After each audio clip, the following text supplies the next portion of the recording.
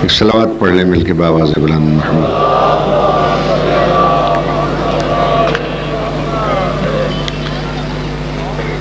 اعوذ باللہ السمیع العلیم من الشیطان اللعین الرجیم،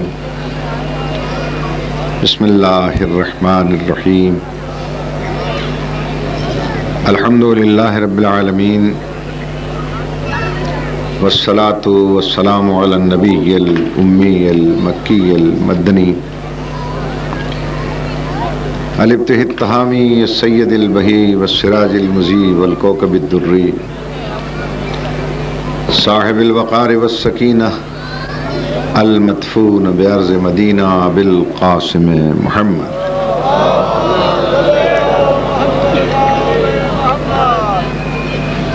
وعلى عطرته الطیبین الطاہرین المعصومین الذین اذهب اللہ عنہم الرجس وطہرہم تطہیرا، صلوات۔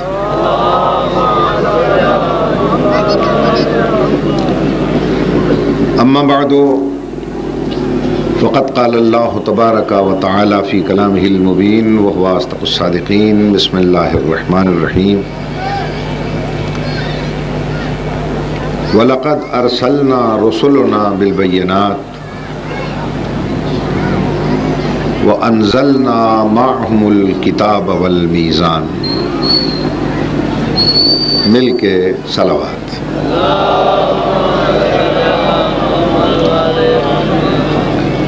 حضرات محترم، آپ حضرات مسلسل کائنات کی عظیم ترین عبادت میں مصروف ہیں۔ جن جن حضرات نے مجھ سے دعا کے لیے کہا ہے، میں دعا مانگتا ہوں اس بارگاہ الہی میں اور اس سرکار جہاں پناہی میں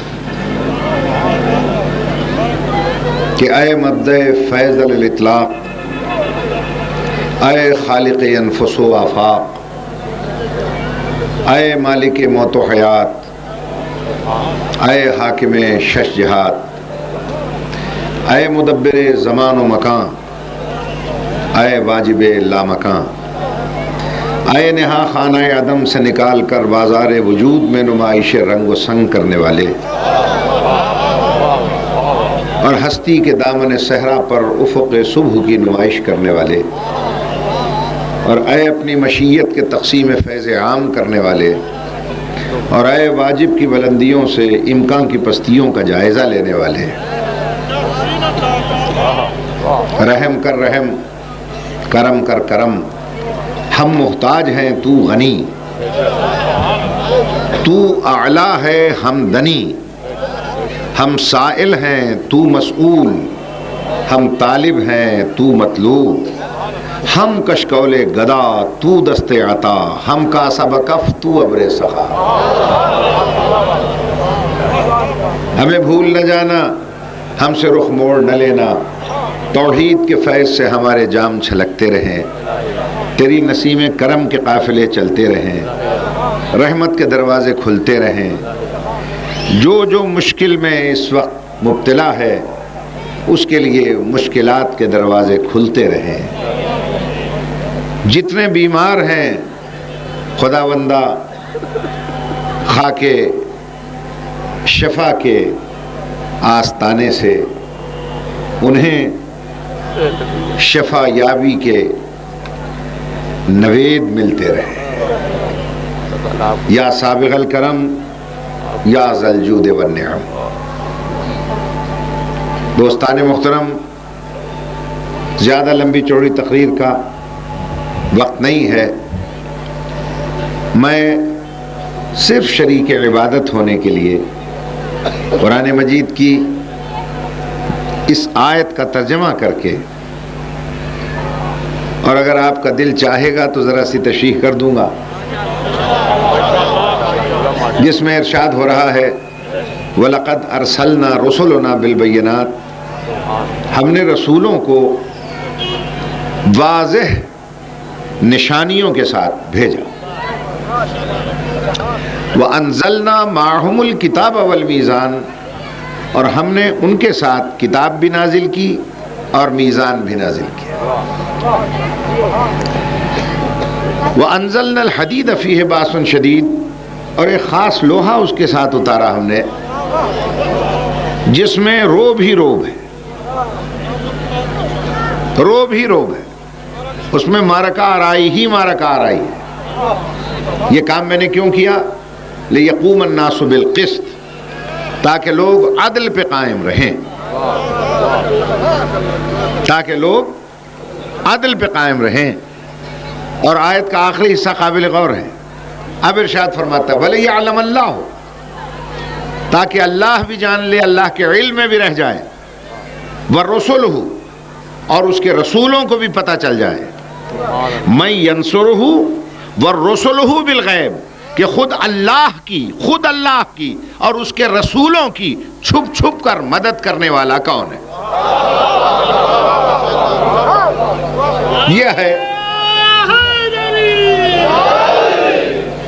یہ ہے اس آیہ مبارکہ کا ترجمہ. اب میں اگر گہرے فلسفے اور منطق میں لے جاؤں آپ کو تو بات بنے گی نہیں. میں کہانی کے طرز پر اس آیت کا لب لباب یوں عرض کرتا ہوں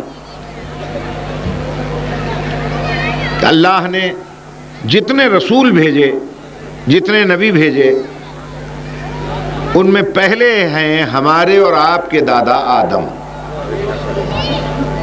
ٹھیک ہے؟ اب ہوں ہاں کرتے رہیے گا میرے ساتھ. ایک تو یہ روشنیاں دونوں اتنی تیز ہیں کہ مجھے سامعین نظر ہی نہیں آ رہے. میری بات پہ غور ہے صاحبان؟ اچھا، اور اس تیز روشنی سے میں نہ بددل ہوتا ہوں نہ پریشان، اس لیے کہ میرا یہ عقیدہ ہے کہ روشنی جتنی تیز ہوگی وہ عظمت آل محمد کی دلیل بنتی جائے گی. توجہ ہے یا نہیں ہے؟ میں کہتا ہوں یہ مصنوعی بلب ہیں چھوٹے چھوٹے لگے ہوئے ان دونوں میں، اور انہوں نے اتنی تیز روشنی کر رکھی ہے کہ جناب مجھے نظر ہی نہیں آ رہے پیچھے بیٹھے ہوئے حضرات. اور اگر کسی کو یقین نہ آئے تو یہاں کر دیکھ لیں کہ کتنے کتنے بیٹھے ہیں پیچھے. یوں جناب آپ فرمائیں، نظر آ رہے ہیں؟ نہیں آ رہے ہیں. میں اب اس مولوی سے پوچھتا ہوں جس نے بھرے مجمع میں یہ سوال کیا تھا کہ دن کی روشنی تھی، مباہلے کا میدان تھا، پیغمبر جا رہے تھے، حسنین کو اٹھایا ہوا تھا پیغمبر نے، جناب سیدہ پیچھے پیچھے تھی، تو کیا نصرانیوں کی نگاہیں جناب سیدہ پر نہیں پڑ رہی ہوں گی؟ ابھی عقل کے اندھے اس دور میں آ کر دیکھ، جب 2 ٹکے کے یہ بلب تجھے آگے دیکھنے نہیں دیتے کہ پیچھے کون بیٹھا ہے، تو جہاں امامت کے 2 بلب پیغمبر نے آگے لگا رکھے تھے، نصرانیوں کی مجال تھی کہ وہ یہ دیکھ جاتے کہ پیچھے کون آ رہا.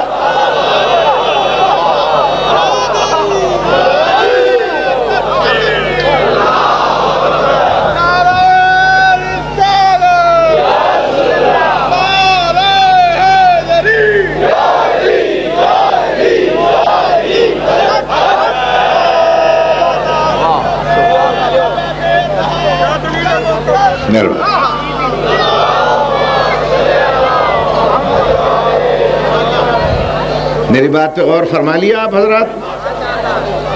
میرے دوستو، بات یہ ہے کہ میں چونکہ طالب علم ہوں، طالب علمانہ باتیں کرتا ہوں، اور مجھے ضرورت نہیں ہے کہ میں لمبی چوڑی کتابوں میں جاؤں اور پھر ان کو دیکھوں. نہیں، میرے استاد مرحوم فرمایا کرتے تھے کہ بیٹا کائنات کی موجودات پہ غور کرو، ہر ایجاد پہ غور کرو. کوئی ایجاد ایسی نہیں ہے جو عظمت آل محمد کی دلیل بن کے نہ آئے. توجہ ہے یا نہیں ہے؟ ابھی مجھ سے پہلے خدا اس کی آواز میں برکت دے ساجد رکن صاحب،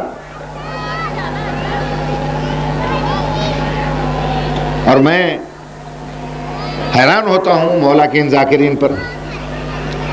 کہ اس کو میری ٹیلی فون کی کوئی بات یاد تھی تو میری طرف اشارہ کر کے کہا کہ وہاں ٹیلی فون ہو رہا تھا. یہ ٹیلی فون کیا ہے؟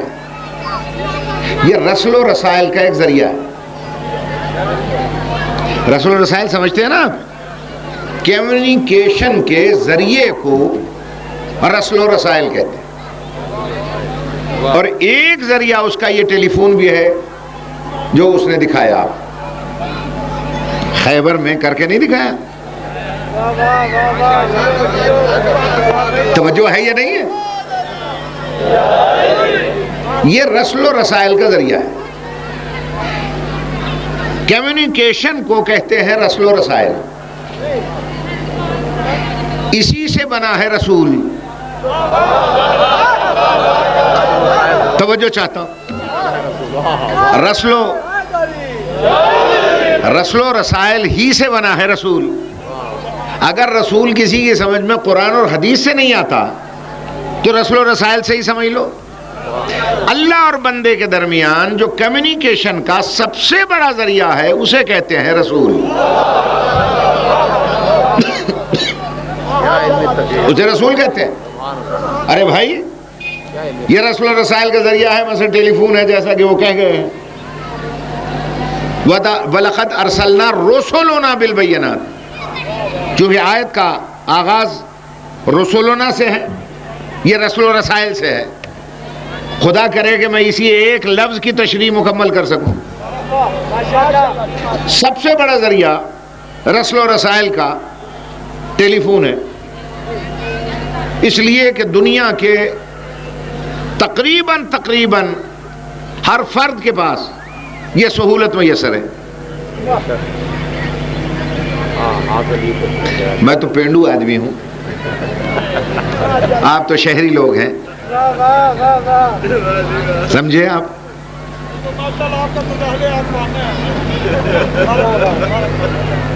میں پنڈ سے نکلا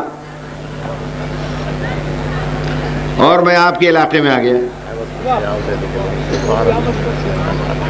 ایک مجلس میں گیا تو وہاں کے اسٹیج سیکٹری وہ بیٹھے ہیں سامنے جو مجھے فرما رہے ہیں تجاہل عارفانہ.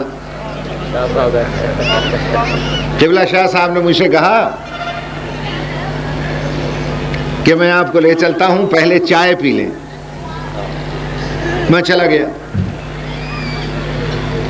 جس کمرے میں انہوں نے بٹھایا میں نے دیکھا وہاں ایک ڈبہ رکھا ہے اتنا بڑا. میں نے پوچھا شاہ صاحب یہ ڈبہ کیا ہے؟ کہنے لگے تجھے پتہ نہیں ہے؟ میں نے کہا نہیں, میں تو پنڈ سے آیا ہوں, پنڈو آدمی. کہنے لگے اسے ٹیلی فون کہتے ہیں. یہ رسل و رسائل کا ذریعہ ہے, اسے ٹیلی فون کہتے ہیں. میں نے کہا حضرت کیا اس پہ کھانا پکتا ہے؟ مجھے کیا پتا یہ کیا ہے بھائی, دیہات کا رہنے والا آدمی.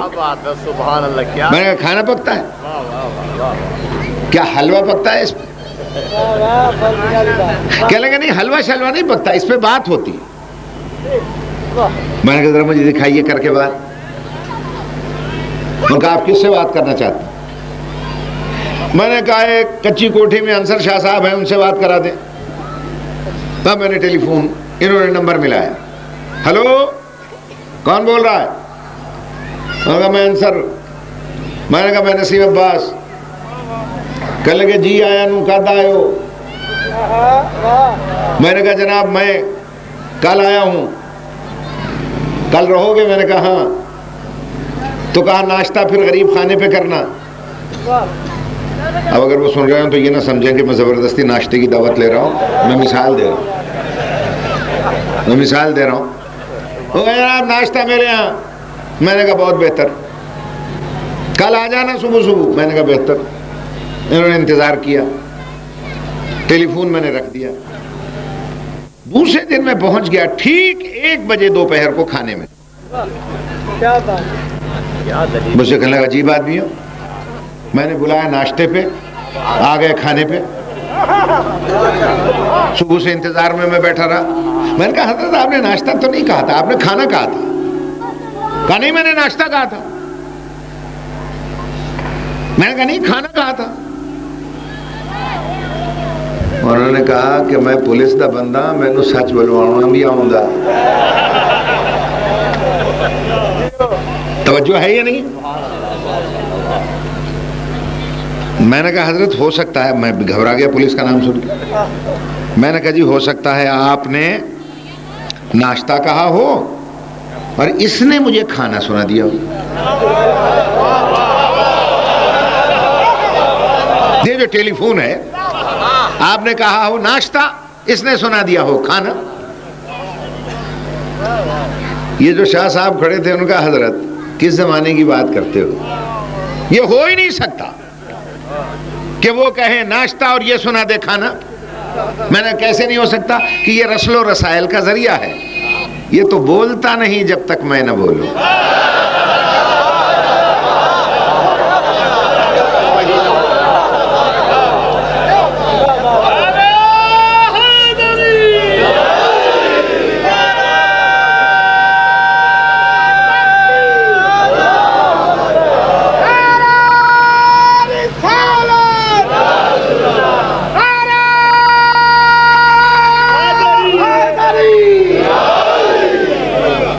اللہ آپ کو سلامت رکھے۔ اور کہا یہ تو بات نہیں کرتا جب تک میں بات نہ کروں۔ میں نے کہا حضرت ہو سکتا ہے بھول گیا ہو۔ بھول گیا ہو؟ انہوں نے کہا اس کا بھولنے کا سوال ہی پیدا نہیں تھا، اگر یہ بھول جائے ساری دنیا کا نظام ابھی فاسد ہو جائے، ایٹمی ہتھیار چل جائے۔ میں نے کہا وہ کیسے؟ کیوں نہیں بھولتا یہ کہ یہ رسل و رسائل کا ذریعہ ہے، اس کے اندر ہے بیٹری۔ میں نے کہا اس میں کیا فائدہ ہے؟ اس کے اندر ہے کرنٹ۔ میں نے کہا وہ کیا ہوتا ہے؟ کہ نور کی ہلکی سی لہر، جب تک نور کی لہر کرنٹ کی صورت میں اس میں کام نہ کرے یہ کام ہی نہیں کرتا۔ میں نے اس کا کمال کیا ہے؟ اس کا کمال یہ ہے اسے نہ بھولنے دیتا ہے نہ بھٹکنے دیتا ہے۔ جو کچھ میں کہوں گا وہی پہنچاتا ہے، پوری عصمت اور حفاظت سے۔ توجہ ہے یا نہیں ہے؟ وہیں سے میری سمجھ میں یہ بات آئی کہ اگر مصنوعی نور کا کرنٹ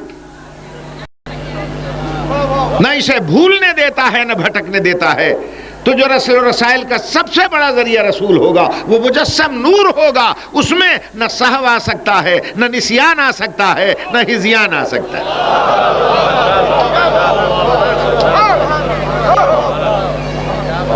میں نے کہا شاہ صاحب یہ تو بہت اچھی چیز ہے، بڑی پسند آئی مجھے۔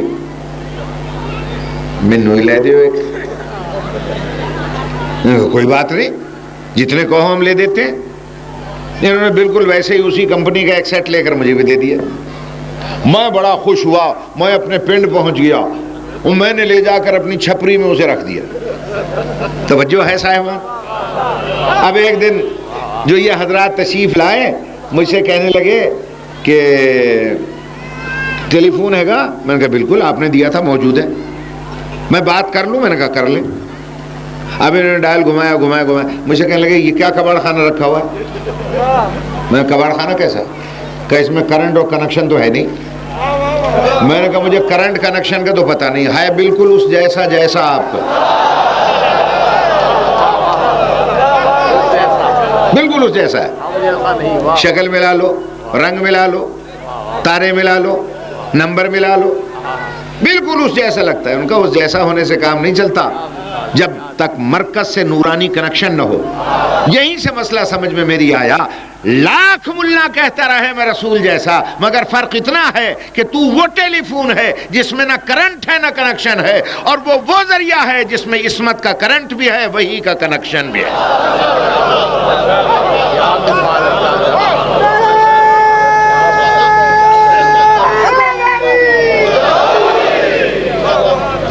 میں نے کہا حضرت پھر اس طرح کریں مجھے بھی لے دیں کنیکشن۔ میں درخواست دیتا ہوں مرکز سے کنیکشن مل جائے گا۔ لیجئے بھیا مرکز سے کنیکشن مل گیا۔ اچھا اس میں لطف کی بات یہ ہے کہ ادھر مرکز سے کنیکشن ملا، ایک اتنی موٹی کتاب ساتھ آ گئی۔ سمجھ میں آ رہی ہے بات آپ حضرات کی؟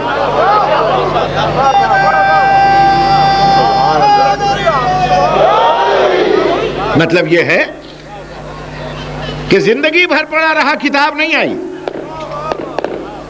ادھر کنیکشن ملا مرکز سے، کتاب ساتھ آ گئی. میں نے کہا قبلہ یہ کتاب کیا ہے؟ کہنے لگے یہ بتاتی ہے کہ ڈائل کیسے کرنا ہے اور رابطہ کیسے ہونا ہے. میں نے اس کتاب کو کھولا تو اس پر 3 کانٹے لگے ہوئے تھے، ہیلو ہیلو ہیلو پر. دیکھیے بھائی صاحب، میں بخاری شریف کا حوالہ دوں گا، آپ کہیں گے صاحب یہ ہماری کتاب نہیں ہے، کوئی کہے گا راوی ضعیف ہے، کمزور ہے، جو حوالے میں دے رہا ہوں ابھی لے جا کر میں ڈائریکٹ ہی دکھاتا ہوں. 3 جگہ ہیلو ہیلو لکھا ہے، اس پر سرخ کانٹا لگا ہوا ہے موٹا موٹا. ارے میں نے کہا یہ کیا؟ کہ نیچے پڑھیں. نیچے لکھا ہوا تھا کہ اب انگریزوں کی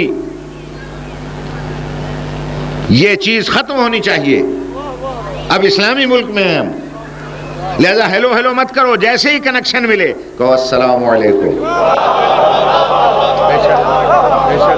یہ لکھا ہوا ہے اس میں، کہو السلام علیکم. میں نے کہا بہت اچھا. میں نے کہا نمبر کیسے ملائیں؟ کہ میں ملا دیتا ہوں. میں نے کہا اچھا یہ جیسے ہی نمبر ملے ہم کہیں السلام علیکم، صرف میں ہی کہتا ہوں یا آپ بھی کہتے ہیں؟ ان کا شاہ صاحب میں بھی کہتا ہوں. میں نے کہا یہ مولانا کی بھی کہتے ہیں کہ یہ خاکی، یہ نورانی، کہنے لگے سب کہتے ہیں. میں نے کہا مولویوں کا یہ مسئلہ میری سمجھ میں ابھی تک نہیں آیا، یہ کیوں السلام علیکم کہتے ہیں؟ یہ تو کہتے تھے سلام پہنچتا نہیں جب تک حاضر ناظر نہ ہو. میں یہاں بیٹھا ہوں، کراچی غائب پر سلام کیسے پہنچ گیا؟ ان کا اسی نور کا کمال ہے، یہ سلام کو پہنچا دیتا ہے بشرطے کہ نمبر صحیح ڈائل ہوں.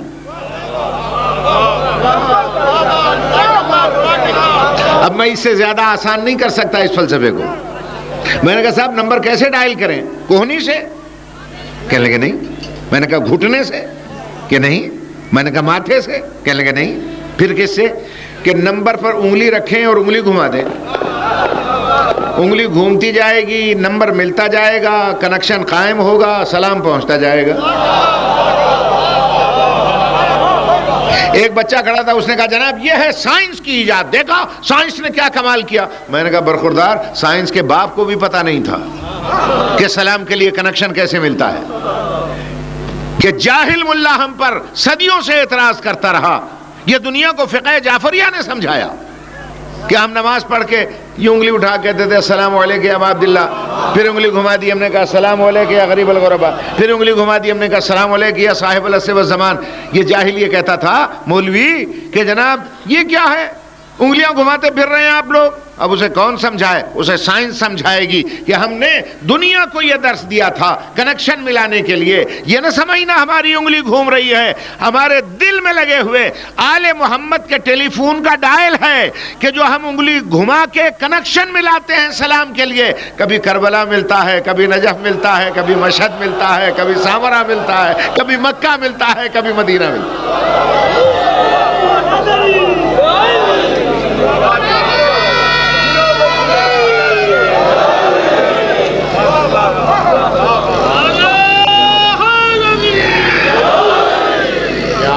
توجہ ہے میرے محترم سامعین؟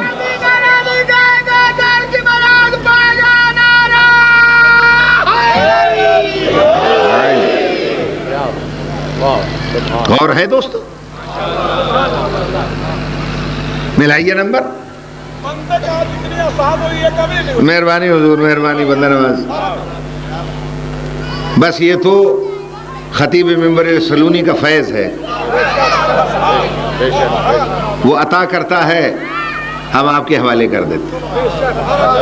عزیزان محترم، بات صرف اتنی ہے کہ یہ چیزیں کیا ہیں جو ایجاد ہوگی عظمت آل محمد کی دلیل بن کے.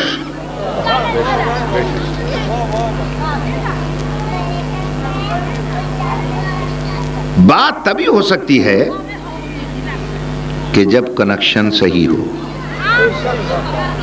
توجہ ہے یہ نہیں؟ اور صرف یہ نہیں ہے کہ آپ ہی کے پاس ٹیلی فون ہونا، جدھر کر رہے ہیں ادھر بھی ریسیونگ سیٹ ہونا چاہیے، اس کے پاس بھی ریسیونگ سیٹ ہو، تبھی تو بات ہوگی نا. توجہ کیجئے گا. اب یہاں بعض حضرات بڑے اکڑ جاتے ہیں، کہتے ہیں جی اسی تو سلام نہیں کر دے تسی کرو. یہ اسی نہیں کر دے سے میں سمجھ جاتا ہوں کنیکشن کٹا ہوا ہے.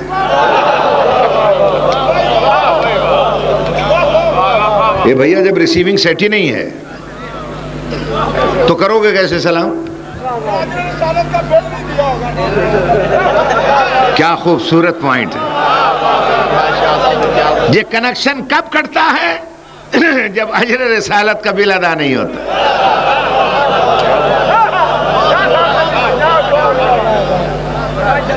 اور جو اجر رسالت کا بل نہ دے اسے کابل بھیجتے ہیں.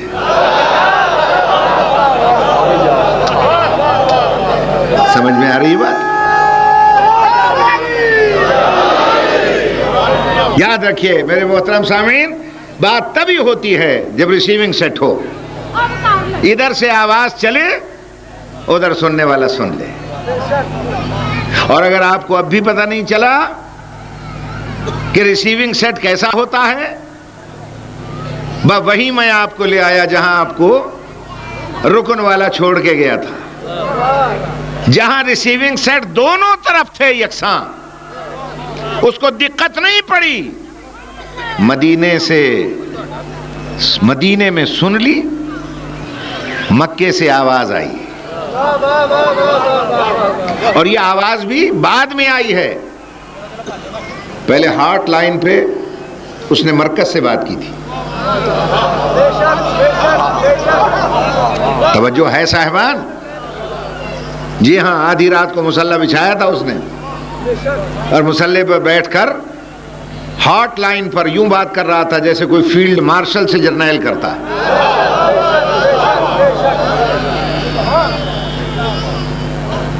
یا اللہ میں تیرا بندہ محمد بول رہا ہوں. اللہ نے کہا کہاں سے بول رہے ہو؟ یا اللہ خیبر کے میدان سے. کیا کہنا چاہتے ہو؟ یا اللہ ادھر سے فوج آ رہی ہے، ادھر سے میرے سپاہی آ رہے ہیں. کل اگر یہ فتح نہ ہوا، نہ اسلام رہے گا، نہ کلمہ نہ کلام. اللہ نے کہا پھر ہم کیا کریں؟ یا اللہ مجھے فکر ہے تیرے کلمے کلام کی. اللہ نے کہا میرے حبیب میری بات سن، اس میں تیرے سپاہیوں کا کیا قصور ہے؟ یہ تو بیچارے ہمت سے لڑتے ہیں، دلیری سے لڑتے ہیں، اور کتنے تیز تیز جاتے ہیں اور آتے ہیں. تو خود دیکھ رہا ہے، جاتے ہیں تو جھنڈا لے کر، آتے ہیں تو ڈنڈا لے کر.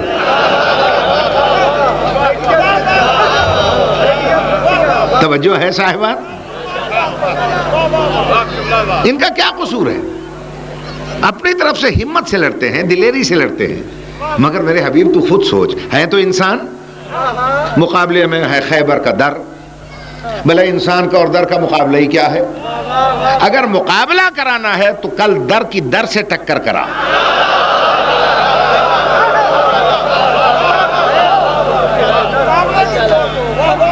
ایک طرف خیبر کا در ہو، اس کے مقابلے میں تیرے علم کا در ہو، دونوں کی ٹکر ہو، پھر پتا چلے کون در بدر ہو.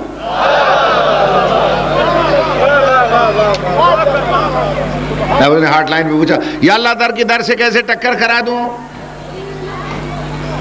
اللہ نے کہا سے میری بات سن، پہلے چپکے سے پرائیویٹ بات سن. ہاں بڑا کانفیڈینشل بات سن. سنتا ہے ناد علی.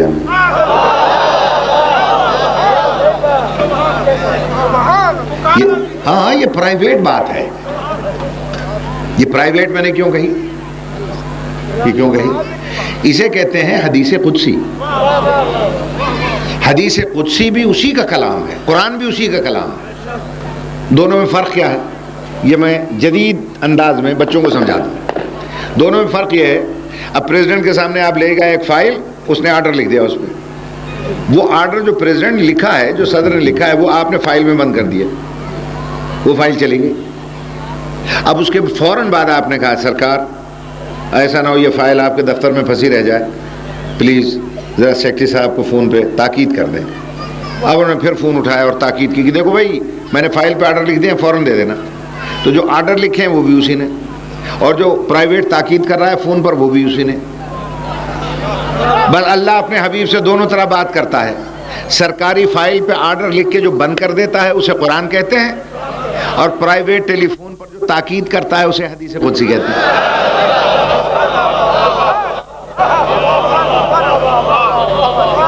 سمجھ میں آ رہی بات یا نہیں آ رہی؟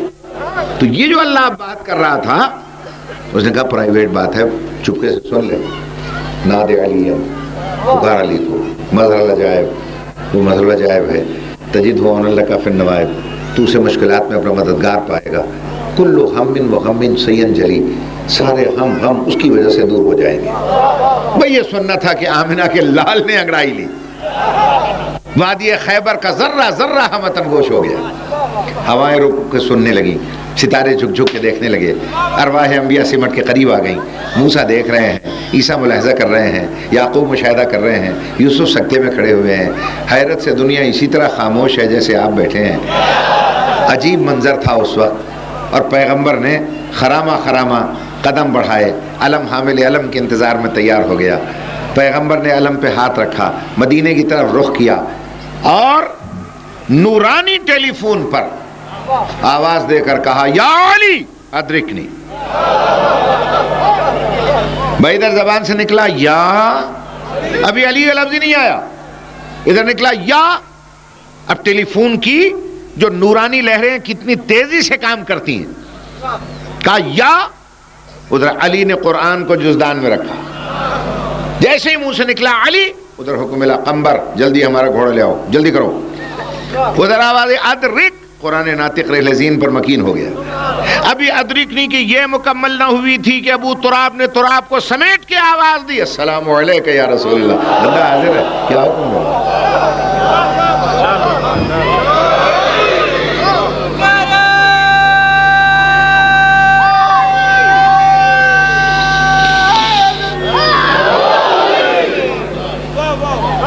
حکم ملا.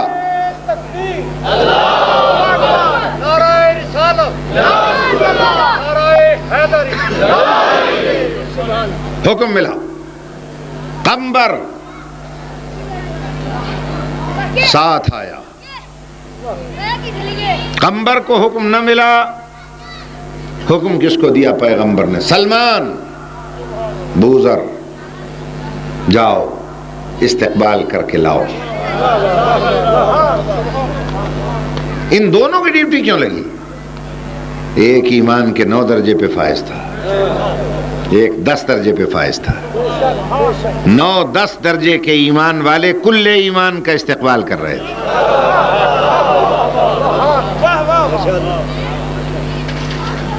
ایک طرف سلمان، ایک طرف بوذر، بیچ میں خواجہ قمبر. ایک طرف بوذر، ایک طرف سلمان، بیچ میں علی مع القرآن. بے پرانے سننے والے بیٹھے ہو، میرا جملہ رائے گا نہ جانے دیجیے گا. ایسا لگ رہا تھا کہ ایک طرف جوشن صغیر، ایک طرف جوشن کبیر، درمیان میں جناب امیر.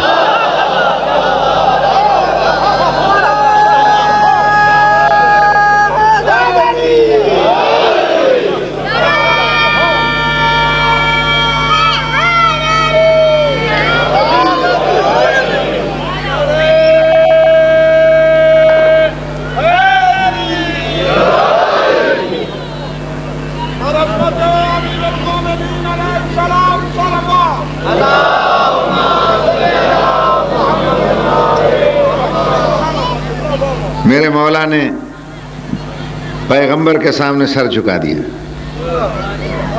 کہا یا علی کیا ہوا؟ کہا سرکار کیا بتاؤں، میری آنکھوں میں آشوب ہے.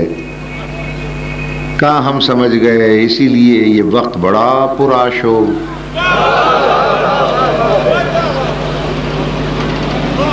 بڑا پرآشوب ہے.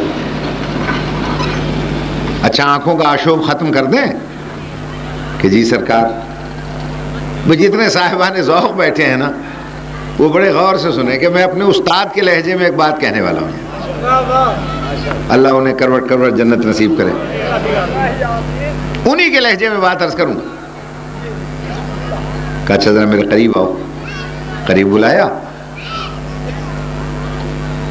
کہا ذرا آنکھیں دکھاؤ میں دیکھوں کیا ہے اس میں. کہا کہ یہ نہیں ہو سکتا. کہا کہ نہیں ہم کہتے ہیں دکھاؤ.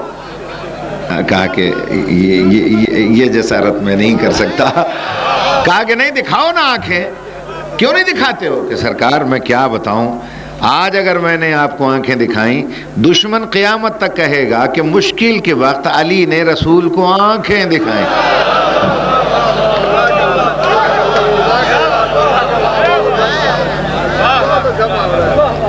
لعاب دہن رسالت آنکھوں کا مرہم بنا. بس دوستو بیان میں نے ختم کیا. بڑی آپ کو زحمت ہو رہی ہے، بڑی زحمت دے دی میں نے.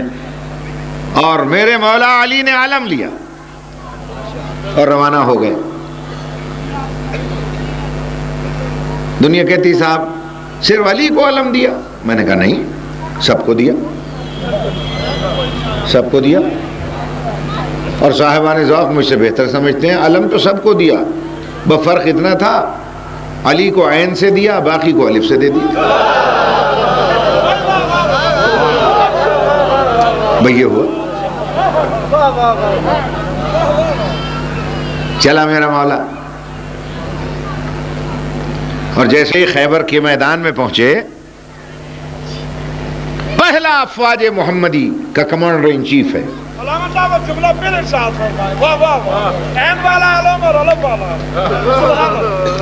میں لکھ لکھ واری والولا کا میں کہہ تو دوں لکھ لکھ واری، مگر کیا کروں، مجبوری میری یہ ہے کہ ٹائم کی قلت میں خطیب کا جملہ نسیم کا نکلا ہوا جھونکا پھر دوبارہ واپس نہیں آتا.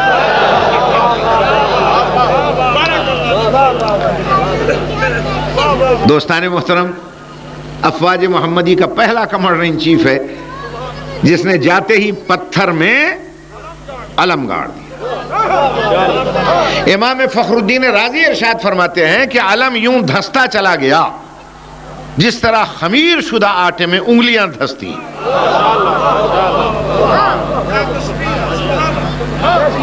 بالکل اسی کے ساتھ 2 رکعت نماز پڑھی میرے مولا نے. اور جیسے ہی علم کو گڑتا ہوا دیکھا، یہودیوں کا راہب کھڑا تھا. خیبر کے دروازے کے اوپر ایک جگہ بنی ہوئی تھی، وہاں بیٹھ کر وہ تورا یعنی توریت کی تلاوت کیا کرتا تھا جھوم جھوم کے. جب اس نے علی کو دیکھا اور گڑا ہوا علم دیکھا، خیبریوں سے کہنے لگا آج تمہاری خیر نہیں ہے، آج تمہاری خیر نہیں. کہا کیوں؟ کہا اس لیے کہ آج کا جو آنے والا ہے نا وہ پہلوں جیسا نہیں ہے. میں کہتا رے راہب تو یہودی ہے مگر اتنی معرفت تو رکھتا ہے کہ علی کو ان جیسا نہ کہہ سکا.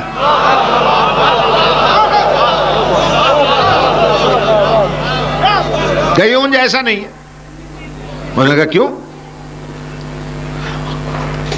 اس میں ایک اسلم ابن زرع نامی یہودی ماہر علم نجوم بیٹھا تھا.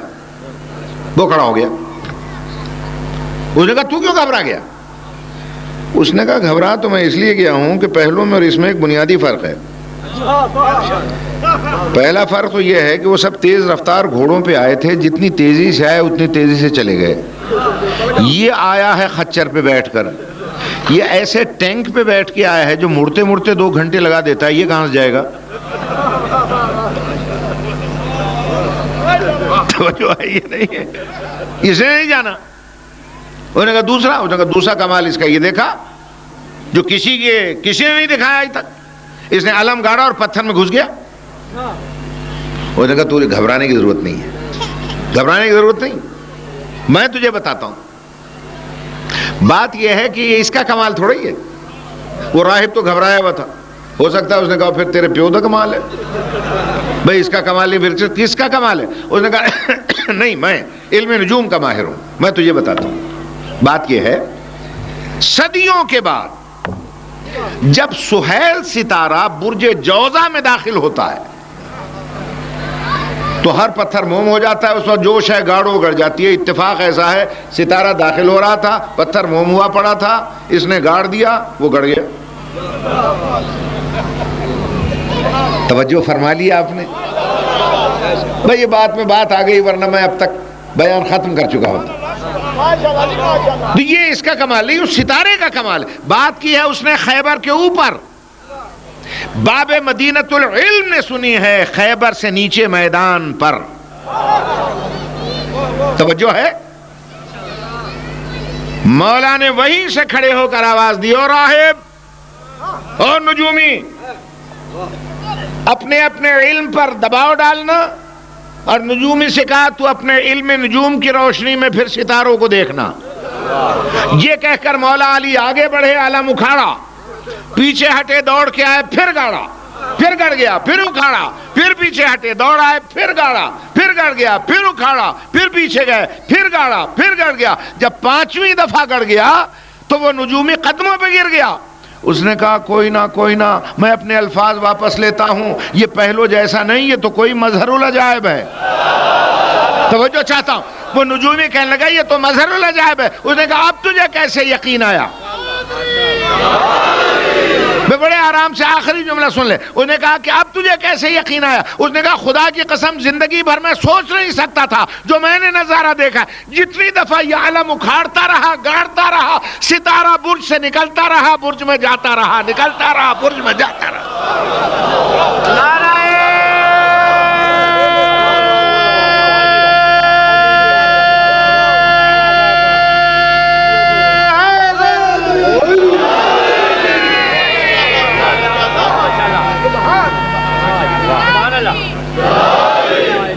توجہ ہے میرے محترم سے؟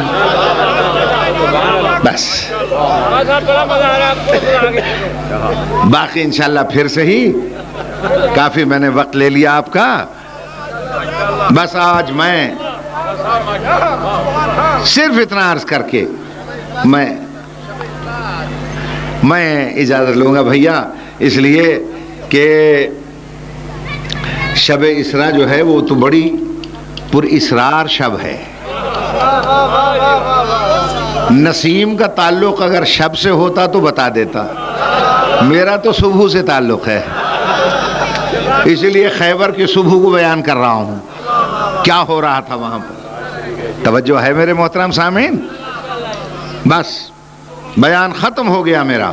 عزیزان محترم میرے ایک سوال کا جواب دیجیے گا بس. علی جیسے سپہ سالار کو پیغمبر نے علم تھمایا، اور 1 سال نہیں، 2 سال نہیں، 3 سال نہیں، 23 سال متواتر. سردار کون؟ محمد جیسا. علمدار کون؟ علی جیسا. اب جتنے مومن بیٹھے ہیں شام ہو گئی ہے، مجھے سوچ کے بتائیے جب آپ کے ذہن میں لفظ آتا ہے علمدار کس کا خیال آتا ہے؟ بس سر مجھے اتنا بتا دیجیے، خدا کی قسم خدا جانے کس ادا سے چند گھنٹے اس نے علم اٹھایا تھا، کس ادا سے اٹھایا تھا کہ لفظ علمدار اپنے نام کے ساتھ مخصوص کرا کے چلا گیا. علمدار. اور دیکھو دوستو، مصائب پہ دشمن بھی رو پڑتا ہے، آنسو وہی ہیں جو عشق کے افسانے پہ نکل آئے. ایک جملہ کہتا ہوں، کیسا علمدار تھا، کیسا معاشقی تھا. عزیزو چند گھنٹے کس ادا سے علم اٹھایا کہ لفظ علمدار اپنے نام کے ساتھ مخصوص کرا کے چلا گیا. اور ایک جملہ اور کہہ دوں، ایسا معاشقی تھا، ایسا معاشقی تھا کہ قیامت تک کے معاشقیوں کو بہشتی بنا گیا. خدا کی قسم آج جو بھی مشق اٹھائے کے پھرتا ہے، آپ کیا کہتے ہیں؟ بہشتی. ذرا ہمیں بھی پانی پلا دینا۔ عزیزو، خدا جانتا ہے میں چونکہ زیادہ مصائب نہیں پڑھ سکتا، میں صرف اشارہ کر کے بیان سمیٹوں گا۔ یوسف اور زلیخا کا قصہ قرآن میں احسن القصص کہلاتا ہے۔ مصر کی کافرہ عورتوں نے یوسف کے حسن و جمال سے متاثر ہو کر اپنی انگلیاں کاٹ لی تھیں۔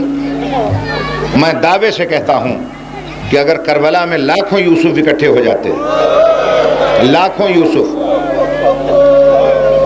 اور آل محمد کے یوسف کی صرف یہ جھلک دیکھ لیتے، خدا کی قسم اپنے ہاتھوں سے انگلیاں نہیں گردنیں کاٹ لیتے۔ جب 48 پیاسے بچوں کے حلقے میں گرم ریت کے ٹیلے پر دونوں گھٹنے ریت پہ رکھ کر،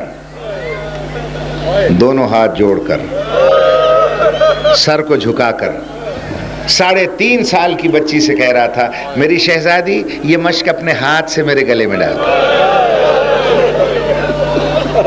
اپنے ہاتھ سے یہ مشق میرے گلے میں ڈال دے، میں قیامت کے دن عباس بن کے نہیں آنا چاہتا۔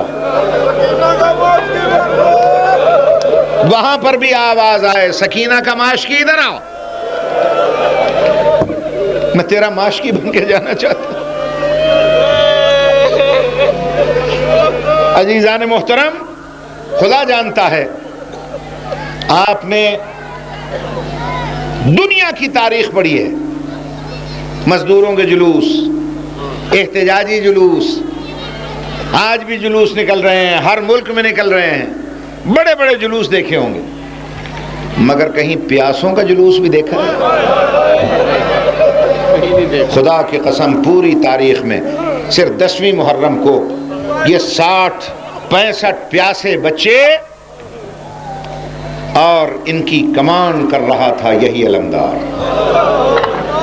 مولا کی خدمت میں پہنچا، بچی کو گود میں اٹھائے ہوئے مولا سمجھ گئے، کہنے لگے عباس میں سمجھ گیا، اب بہت بڑی سفارش کو لا رہے ہو، بہت بڑا سفارشی لائے ہو، میں اس کے کہنے پر تمہیں بھیج تو دوں گا۔ اس کے فوراً بعد کہا، سکینہ بیٹا تیرے کہنے پر تیرا چچا بھیج تو دوں گا، مگر چچا کے جانے کے بعد تو بہت ہی یاد کرے گی، تو بہت ہی یاد کرے گی سکینہ۔ خدا جانتا ہے، مختصر کروں بیان کو، صرف اتنا کہا فاطمہ کے لال نے، عباس بھائی مشک پانی سے بھر لو، مجھے جملہ یہی ملتا ہے، مشک پانی سے بھر لو، یہ نہیں کہا بھر کے لے آؤ، اگر فرماتا نا لے آؤ قیامت آ جاتی، پانی آ کے رہتا، کب بھر لو؟ خدا کی قسم مشک گلے میں ڈالے ہوئے، چونکہ جنگ کی اجازت نہیں تھی، مجھے بتائیے ایسا کمانڈر ان چیف دنیا میں دیکھا ہے کبھی؟ چلنے سے پہلے گھٹنے کا زور لگا کر نیام سمیت تلوار کو توڑ کر مولا کے قدموں پہ پھینک گیا کہ جنگ کی اجازت نہیں دی آپ نے، ایسا نہ ہو مجھے غصہ آ جائے، یہ تلوار یہیں چھوڑے جا رہا ہوں۔ خیمے کے در پہ آئے، اس بچی کو اماں فضہ کے حوالے کیا، اماں فضہ کی وفا تو سن لی نا آپ نے، اماں فضہ کے حوالے کیا، اور چلنے سے پہلے کہا، میری شہزادی، میری شہزادی اب کسی کو رونے نہ دینا، انتظار کرنا جب تک میرا کوئی پیغام نہ آ جائے، پریشان نہ ہونا، یہ کہہ کے روانہ ہو گیا۔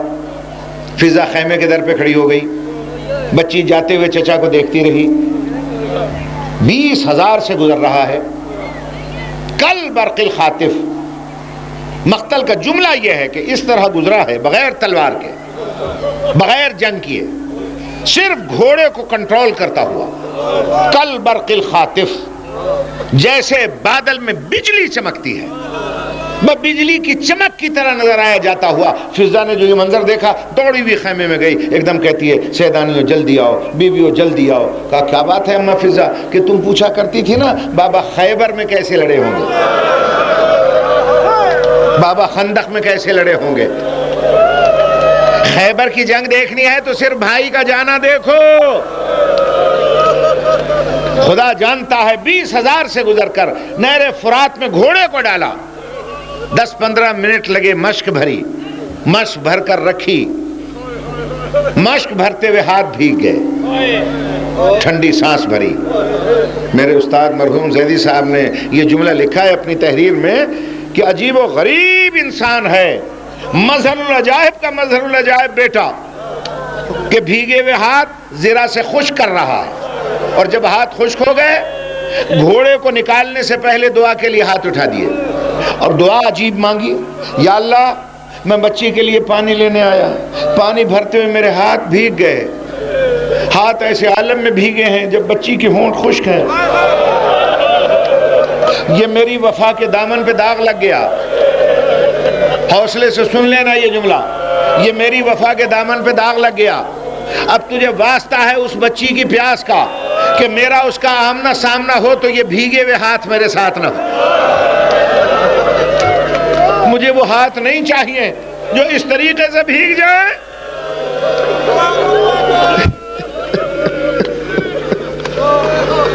عزیزو یہ کہہ کر وہاں سے چلا ہے، اب میں زیادہ واضح نہیں پڑھ سکوں گا، اشارہ کروں گا۔ علم خیمے میں نظر آ رہا تھا، شہزادیوں کے دل کی دھڑکن تیز ہوئی جب دیکھا علم دائیں سے بائیں آ گیا، پھر بائیں سے دائیں آیا، پھر سامنے آیا، پھر جھکنے لگا، جلدی سے دوڑ کے بہن خیمے کے در پہ آئی اور کہا بھیا حسین علم تو جھک گیا۔ اب جواب بھی سن لے، کہا ہاں بہن نظر آ رہا ہے علم جھکتا ہوا، مگر صرف علم نہیں جھکا، میری کمر بھی جھک گئی، میری کمر بھی جھک گئی ہے۔ عزیزان محترم خدا کی قسم میں نے روایت میں یہ پڑھا ہے، دونوں ہاتھ نہیں ہے مگر کوشش ہے کہ سکینہ کی مشق بچ جائے، اور اس کو بچانے کے لیے دانتوں سے مشق کو پکڑ کر اپنے آگے رکھا گھوڑے کے اور پورا سینہ مشق کے اوپر ڈال دیا، جو تیر مشق کی طرف آ رہا ہے اپنا بدن آگے کر دیتا ہے، سر سے لے کر پاؤں تک پورا بدن چھلنی ہو گیا، اور جب زین سے زمین پہ آنے لگا تو تڑپ کے دونوں پاؤں رکابوں پر زور دے کر آخری دفعہ خیمے کو دیکھا۔ ادھر بچی نے تڑپ کر کہا دادی اماں چچا نظر نہیں آ رہا، ذرا مجھے اٹھا لو۔ ماؤں بہنوں بھائیوں سب کے لیے آخری فقرہ کہتا ہوں، بی بی فضہ نے تڑپ کر بچی کو اٹھایا، بچی نے آخری دفعہ چچا کو دیکھا، چچا نے آخری دفعہ بھتیجی کو دیکھا۔ جملہ کہہ دوں پھر دونوں کی ملاقات نہ ہوئی، یہ دور دور سے آخری دفعہ چچا بھتیجی کی ملاقات نظروں میں، پھر دونوں کی ملاقات نہ ہوئی۔ کیوں؟ اس لیے کہ چچا نہر پہ چلا گیا، بھتیجی شام چلی گئی، وہ نہر پہ چلا گیا، وہ شام چلی گئی، اور میرے بھائیوں بہنوں وہ نہر سے نہ آیا، وہ شام سے،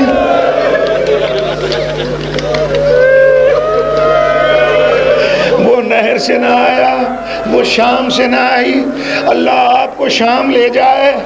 آپ اس شہزادی کے مزار پہ جب جائیں گے ذرا آپ نیچے اتریں گے نا، اور قبر سکینہ پہ خدا کی قسم آج بھی وہی اداسی ہے، مزار پر وہی اداسی ہے، ایسا لگتا ہے جیسے آج بھی چچا کے انتظار میں خاموش بیٹھی ہوئی ہے، شاید چچا آ جائے، پتہ نہیں کب چچا آ جائے۔ ایک ذاکر نے وہاں دوڑا پڑھا غازی عباس کی شہادت کا، خدا کی قسم ایسا لگا جیسے پورا زندان کانپ رہا ہے۔ ایک سید مجتہد نے کھڑے ہو کر اس کے منہ پہ ہاتھ رکھ دیا، اس نے کہا سکینہ کی قبر پر عباس کی شہادت نہ پڑھنا ورنہ قیامت آ جائے گی، ورنہ قیامت آ جائے گی۔ عزیزو دوستو یہ ہیں وہ وفا کے قصے کہ جن پر کائنات میں لفظ وفا کا دار و مدار ہے۔ خدا کی قسم بھرم رہ گیا لفظ وفا کا۔ زندگی کبھی رہی تو پھر اس سے آگے میں سناؤں گا۔ آج میں یہی دعا کرتا ہوں کہ خداوند عالم اس وفا کے خالق کے صدقے تمام بھائیوں میں اسی طرح آپس میں الفت، اخوت اور وفا عطا فرمائے، جیسے میرے مولا غازی میں اور سرکار سید الشہداء میں قائم۔ خدا بندہ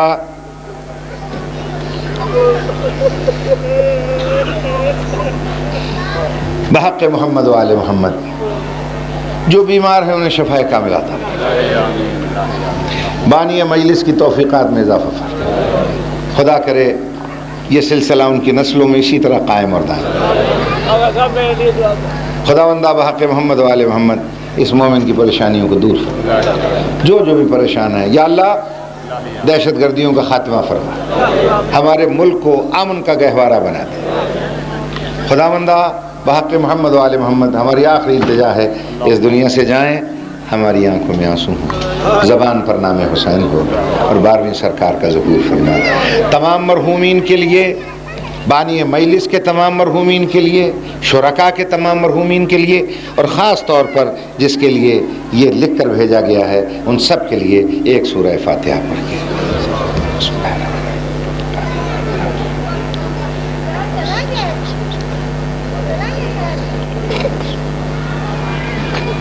اللہم صلی علی محمد و آلہ